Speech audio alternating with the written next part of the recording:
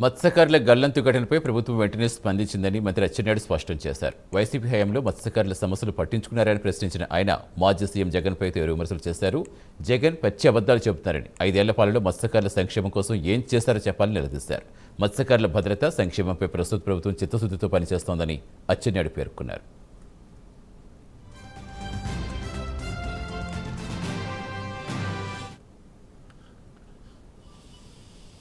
సకాలంలో వైద్యం అందించలేకపోవటం వల్ల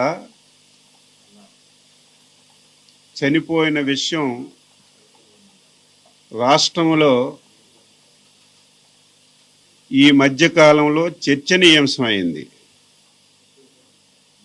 ఒక బాధ్యత కలిగినటువంటి పార్టీ అధ్యక్షుడిగా నీ పార్టీ మాజీ మంత్రి కుటుంబ సభ్యుడు కుమారుడు వల్ల ప్రాణం పోయిందని తెలిసి పలకరింపుకెళ్తావని చెప్పి అనుకున్నాను.